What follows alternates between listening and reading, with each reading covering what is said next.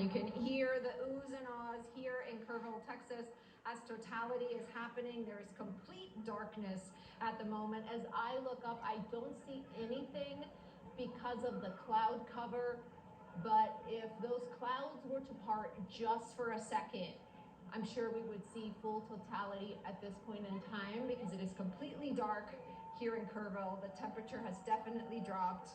There is a light, cool breeze, and it just gives you the chills to experience this here in person, knowing that it is 1:34 p.m. local time, and there is complete darkness in Kerrville, Texas.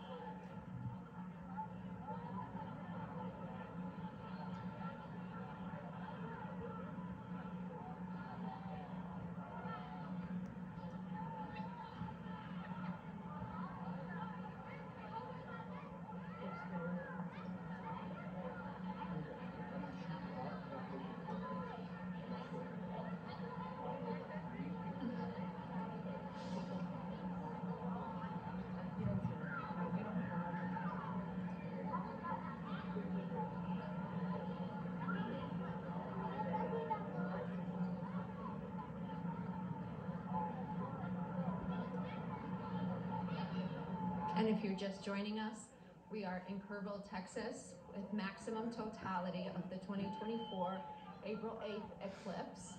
And what we're witnessing right now is a drop in the temperatures, total darkness, people waiting for those moments for the clouds to part so that they can look up at the sky at this celestial show that we will not see in another 20 years. Everybody here being very patient as they wait for that cloud cover to give them a peek of this total eclipse.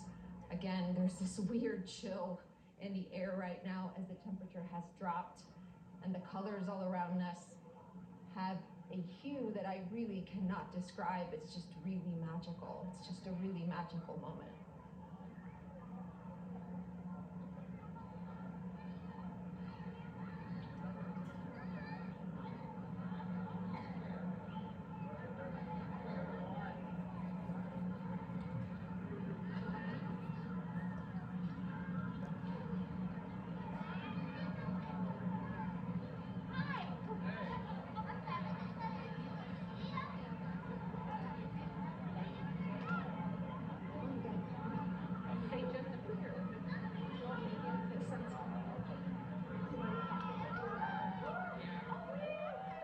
And the sun is coming up. This is a special moment. You can hear all around me people clapping, taking in this moment as we're starting to see the sun coming out again. As I look at the sky with my glasses, I don't see it yet, Boris and Brianna, but again, just a magical moment. A lot to take in here from Kerrville. Back to you. Yeah, despite the cloud cover, still an amazing sight to behold, an amazing experience to go through. Rosa, thank you so much for that report from Kerrville. An emotional moment there in Texas. Emotions are also running high at the zoo in Dallas, where Ed Lavandera is.